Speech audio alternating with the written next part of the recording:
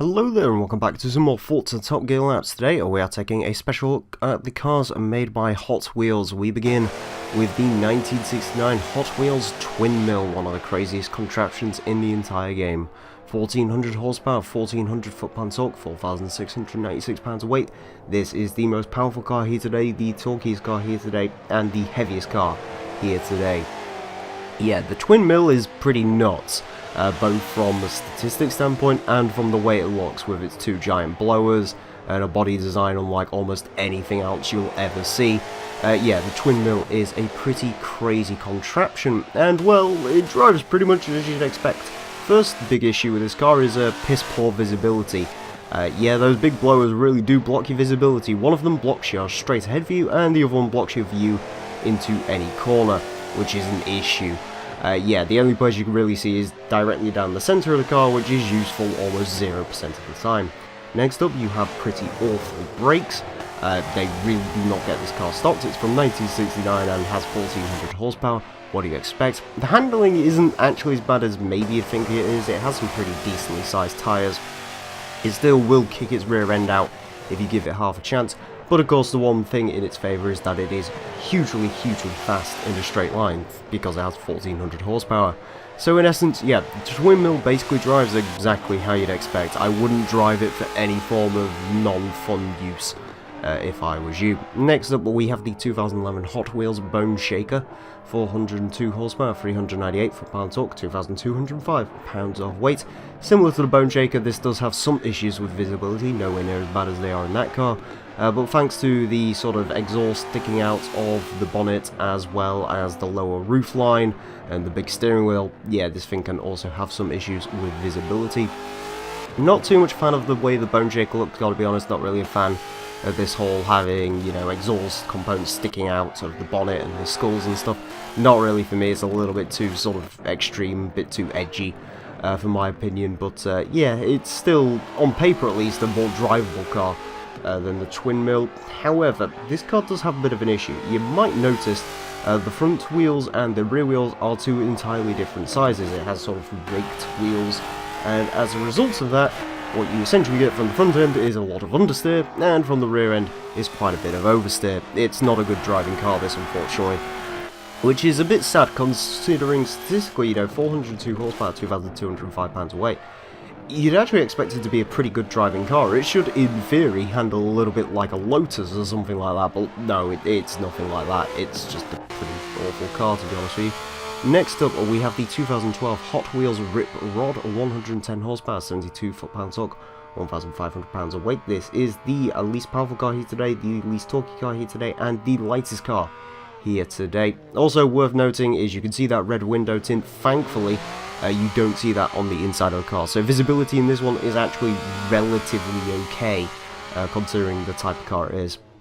I do actually quite like the Rip Rod. This is probably my favourite of all of the original Hot Wheels cars that are in this game. It has a tiny little 2-cylinder, I believe it is, turbo motor on the back, a CVT gearbox, which we'll get more into later, and it's just overall a pretty fun, bouncy car to drive around in. However, in this game, I was not expecting to surface. It does actually have a CVT gearbox, and what that basically means is it's one gear, the car gets to a certain rev range and holds it there, so that you can kind of hear the car just sort of whining the entire time around this course. What that means is it's always in the power band, and what that means is you're always making optimal power, which is very nice. Now on top of that, this car is also very quick, because it's very light, and because it doesn't have that much power, it does mean that it can get itself around corners very quickly. Now admittedly, it is a little bit on the soft side suspension wise, because it's made to essentially be a buggy, but it is a very quick car, this. Very quick indeed. It'll be interesting to see where that car goes on the leaderboard, because it should be pretty darn quick. Next up, we move on to sort of normal production cars that have been breathed on by Hot Wheels tuning. We begin with the 1963 Volkswagen Beetle Hot Wheels version, 165 horsepower, 162 foot-pound torque, 1,760 pounds of weight. People who followed this channel for any length of time will probably know I'm not a huge fan of the Volkswagen Beetle. It's not for me, it's too slow, the engine's in the wrong place, and it was designed by, well, Nazis. However, this Hot Wheels version does look pretty cool with this livery, and also on paper, 165 horsepower, 1,760 pounds, it's very light and very little power. which should mean it's either going to be a disaster drive, or it's going to be a lot of fun. And in the case of this Beetle, I'm glad to report this thing is a huge amount of fun to drive. This might be one of the most absolute fun cars to drive in this game, as I get a massive slide out of that corner. It's just so chuckable and nice. It is hilarious amounts of fun. Go drive this one if you haven't already, because it's just... the amount of fun you can have in this car is great. And on top of that, it's a great car to drive in general. The brakes are absolutely great. The way it drives is good, the grip is good, apart from through some of the low speed corners where the rear end kicks out, but that adds to the fun aspect of it. It is a massively, stupidly fun car, this one. I really liked the little Beetle. I highly recommend it. It's so much more of an upgrade over a standard Beetle. It is hilarious amounts of fun to drive. Go drive that one immediately. Next up we have the 1969 Chevrolet Camaro SS Hot Wheels version, 460 horsepower, 465 foot-pounds torque, 3,320 pounds of weight. Of course, Hot Wheels, being an American company, they do have quite a lot of American tuning cars here, sort of American specials that they've done over the years. I say tuning, they're not, well, they're tuned cars in-game, but of course Hot Wheels makes die-cast cars. They don't make real-life cars, apart from the Twin Mill and the Boneshaker. Actually, I think they made real ones of them, but shut up. Anyways, yeah, this is essentially, in essence, a tuned Chevrolet Camaro. And, well, what does it drive like? It drives like a tuned Chevrolet Camaro. It is a Camaro that has just been improved slightly. It's a bit faster than a standard Camaro. It handles a bit nicer than a standard Camaro. It's a bit lighter than a standard Camaro.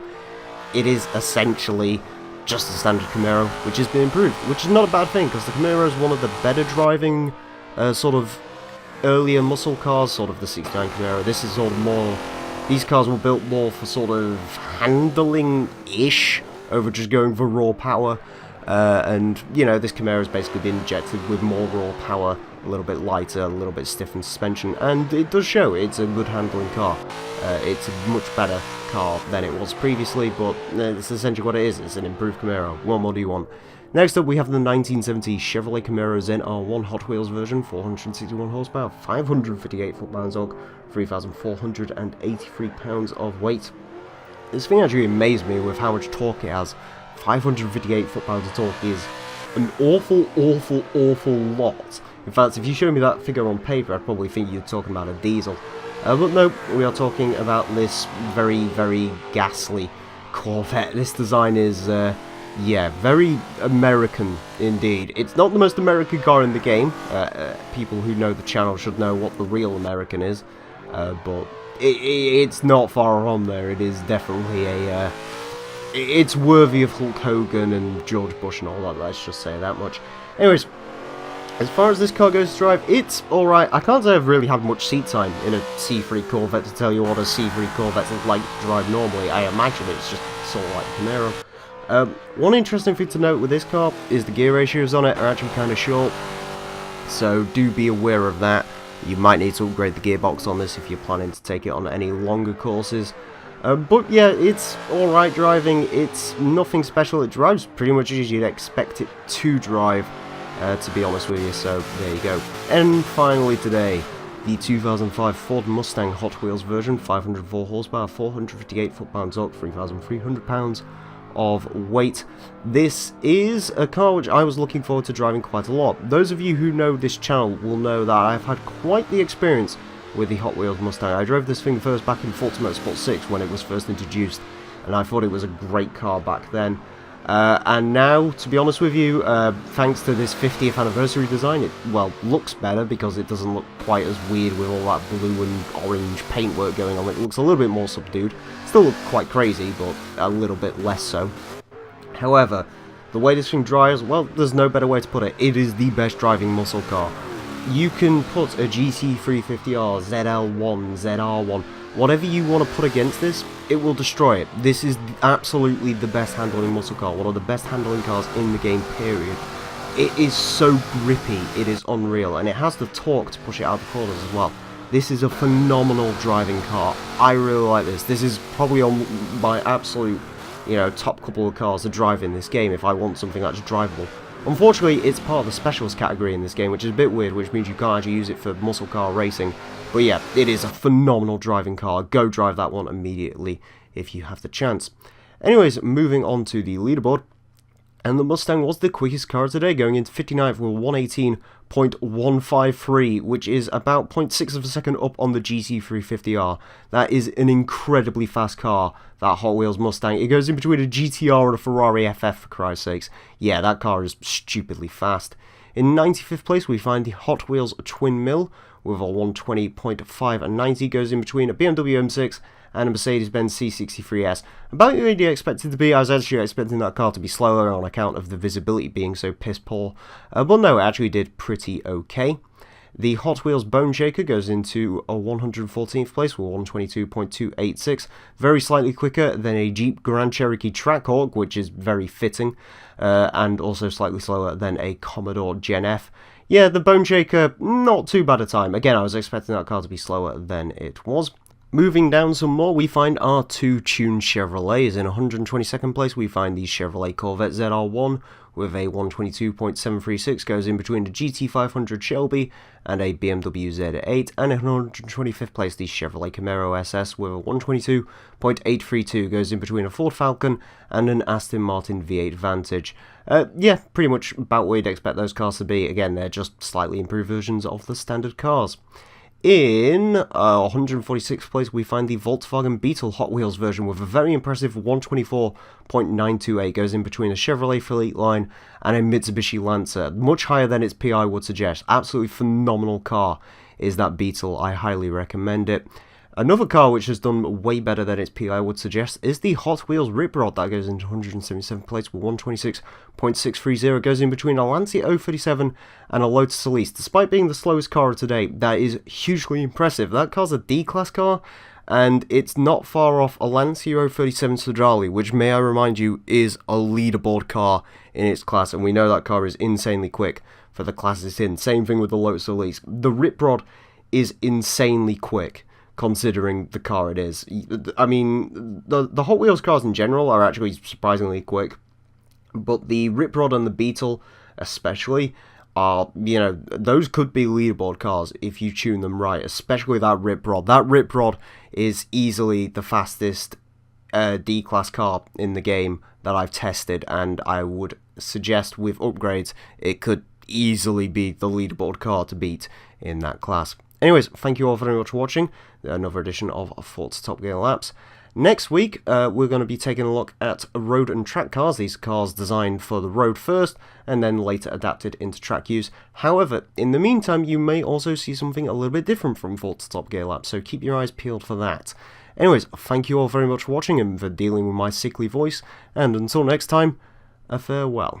I'm driving this into my radio, checking out the airwaves for something to believe in. Give me something to hold you, give me something to sing about.